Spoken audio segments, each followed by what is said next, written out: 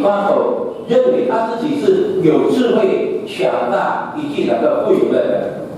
Hal yang dimudahkan oleh Raja Manasye ini adalah suatu kesombongan di mata Tuhan Allah. 玛拿西王所的夸口，在神的眼中是表一个非常骄傲自负的人。 Mari kita baca beberapa nasihat Tuhan bagaimana pentingnya kita mengenal apa yang diingini oleh Allah. 我们来看来读几读神献给的经文。 Kita melihat dari kitab Hosea 4 ayat 6. 我们大家来看何西阿书第4章第6节。 Saya baca dulu ya Hosea 4 ayat 6. Demikian firman Tuhan. Umatku binasa karena tidak mengenal aku. Karena engkaulah yang menolak pengenalan itu, maka aku menolak engkau menjadi imamku. Dan karena engkau melupakan pengajaran Allahmu, maka aku juga akan melupakan anak-anakmu. 何西阿书第4章第6节，我的民因无智者而灭亡，你弃掉智者，我必弃掉你，使你不再跟我做祭司。你既忘了你上帝的律法，我也必忘记你的儿女。 Kemudian di pasal 6 ayat 3 dan 6 saya bacakan demikian juga nasihat Tuhan melalui Nabi Hosea. 然后同样在何西阿书第6章第3节与第6节。 Marilah kita mengenal dan berusaha sungguh-sungguh mengenal Tuhan.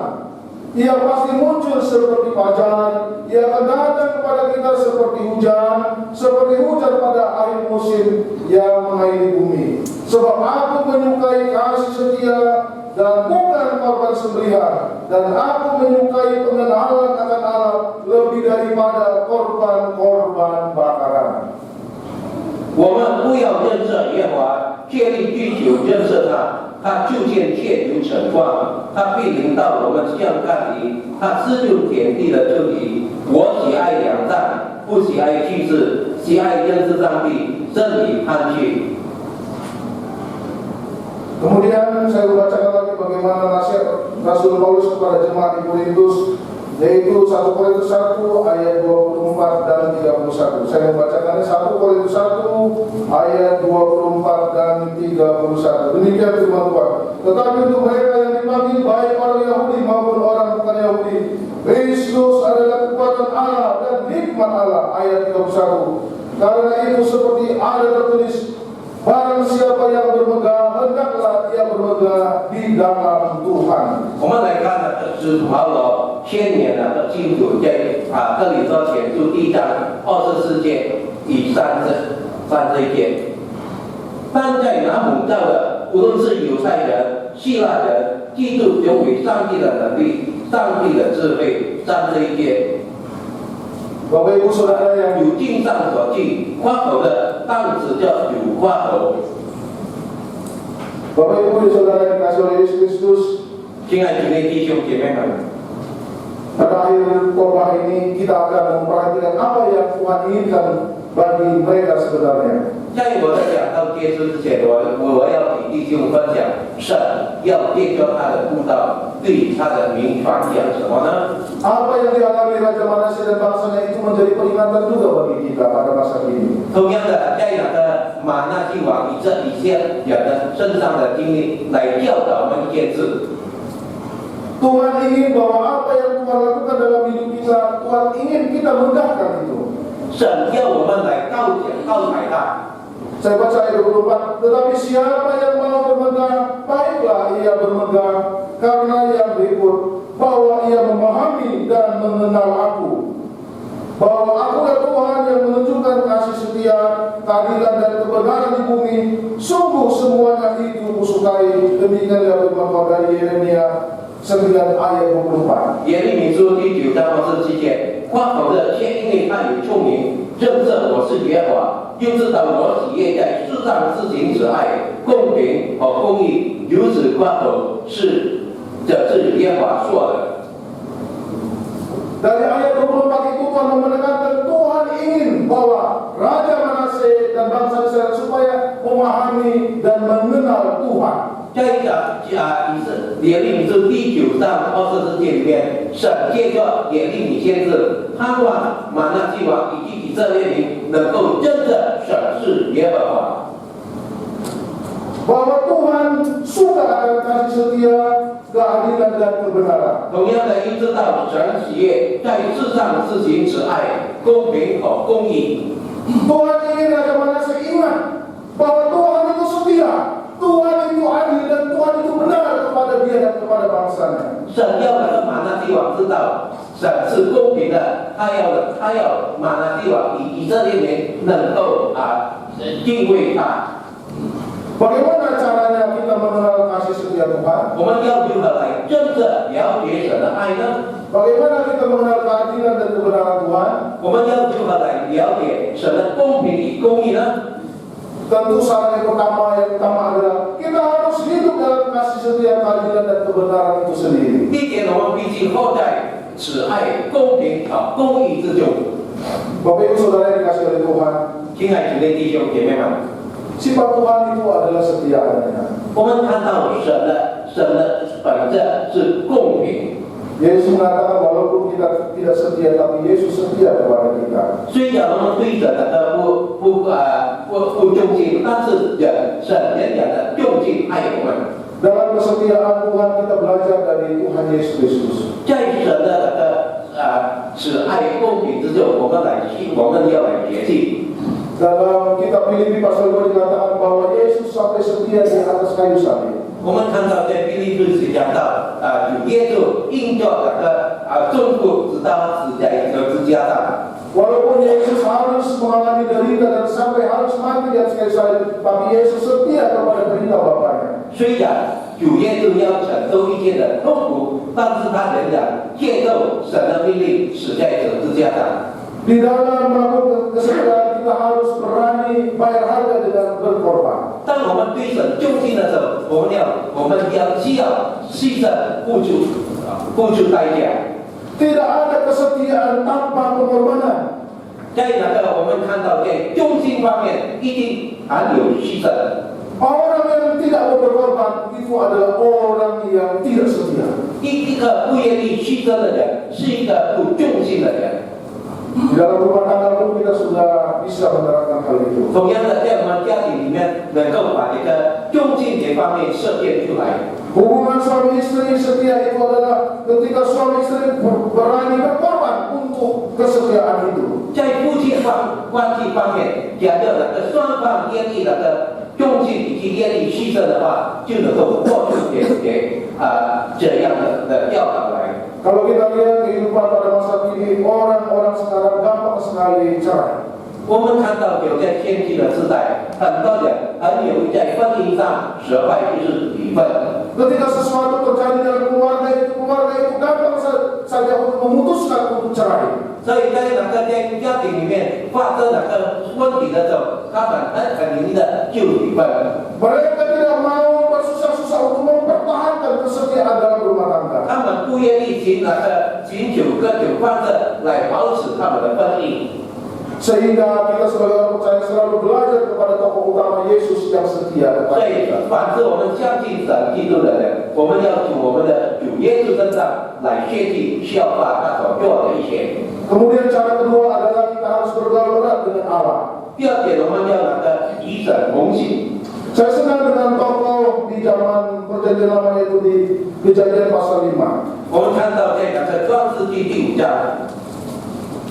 Mari kita melihat kalau yang membawa kita Kejadian pasal 5 ayat 22 sampai 23. 我们看创世纪第5章22节到第23节。 Saya membacakan Kejadian pasal 5 ayat 22 sampai 23. Dan Henok bergaul dengan Allah selama 300 tahun lagi. Setelah ia memperanakkan Metusalah dan ia memperanakkan anak-anak lelaki dan perempuan. Jadi Henok mencapai umur 365 tahun dan Henok hidup bergaul dengan Allah. Lalu ia tidak ada lagi sebab ia telah diangkat oleh Allah. 创世纪第5章21节到23节，以诺活到65岁，生了马土沙拉。以诺生了马土沙拉之后，与上帝同行300年，并且生儿养女。以诺共活了365岁。以诺与上帝同行，上帝将他提去，他就不在世上了。 Bapak Ibu Saudara, Alkitab mengatakan dengan dosa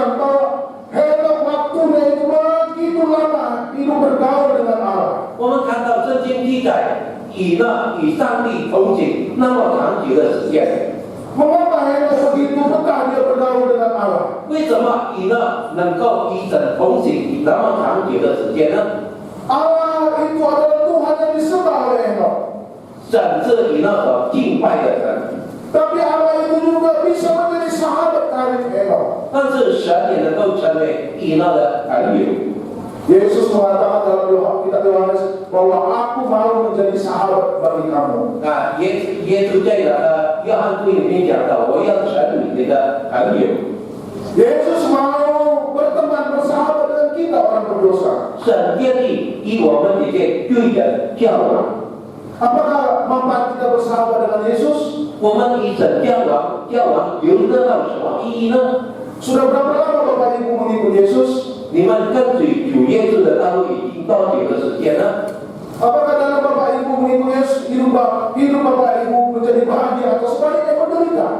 当你们跟随主耶稣之后，你们的生活、你们的生命成为了一个充满幸福的气氛，或者你们感到绝望呢？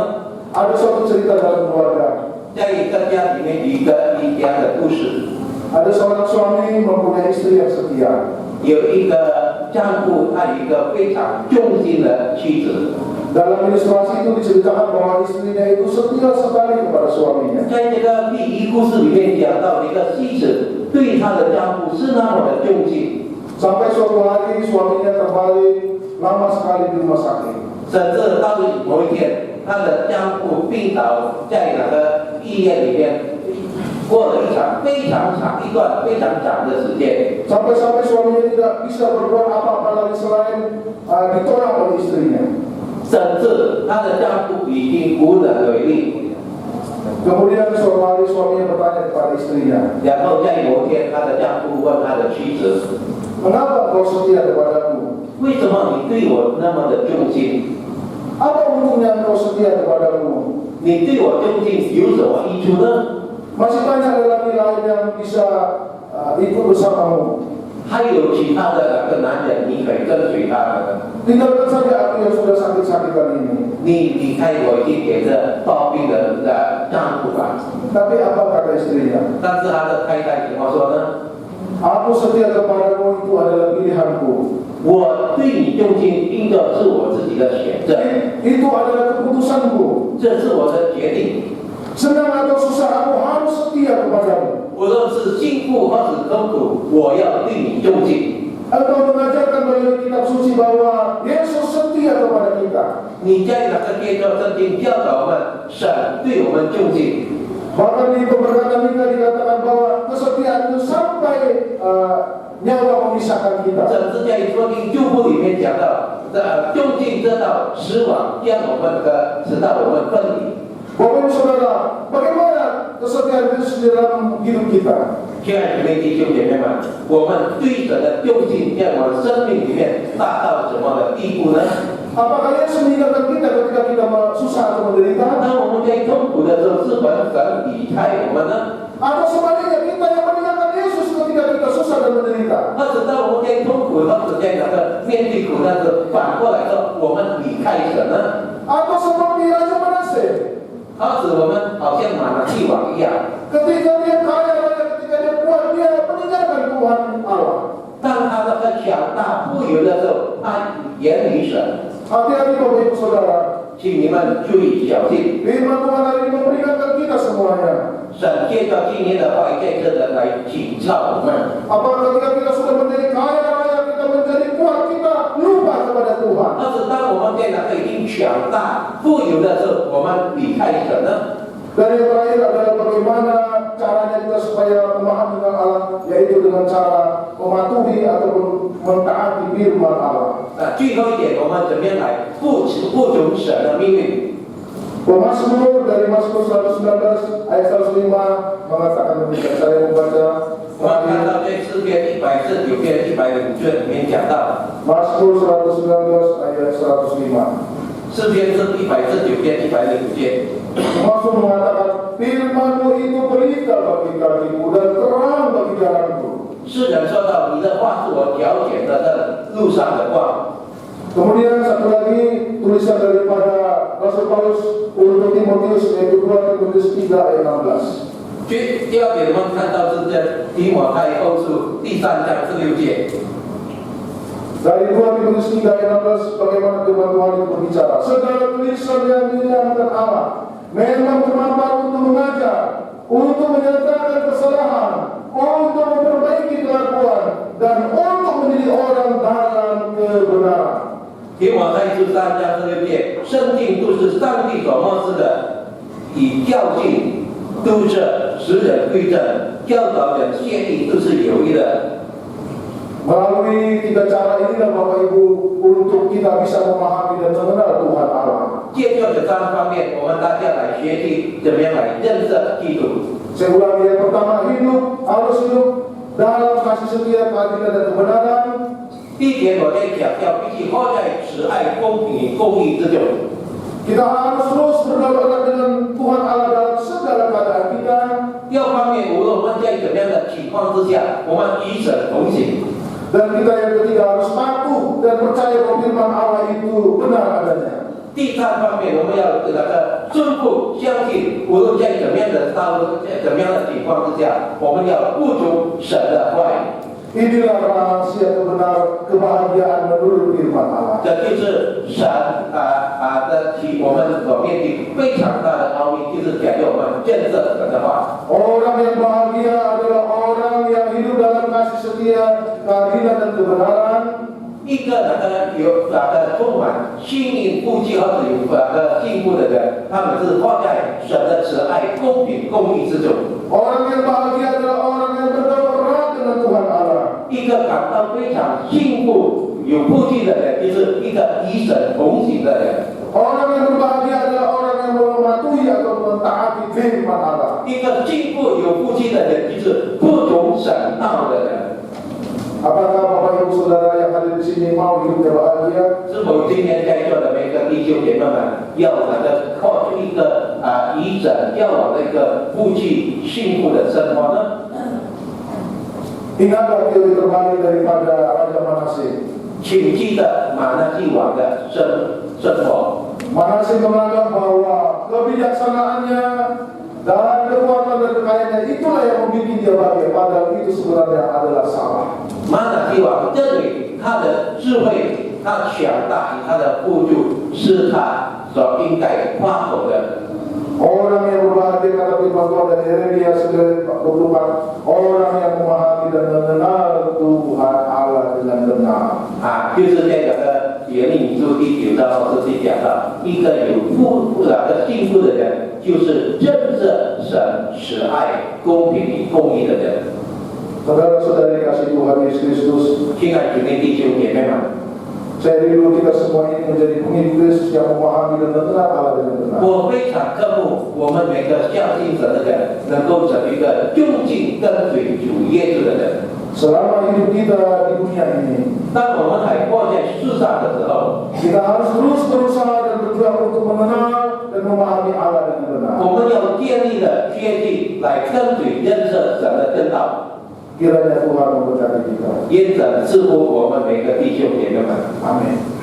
Mari kita berdoa. 我们低头祷告。 Bapa di surga, Bapa yang baik, 我们在天上的父，我们美善的父， janganlah hidup kami seperti hidup Raja Manase. 不要将我们的生活好像马拿西王的生活一样， Tapi kiranya hidup kami seperti apa yang Tuhan kehendaki. 但是让我们生命能够获救神所科目我们所要的。 Tuhan menyukai bahwa kami supaya memahami dan mengenal Tuhan. 神喜悦我们，感觉我们能够真正的认识神。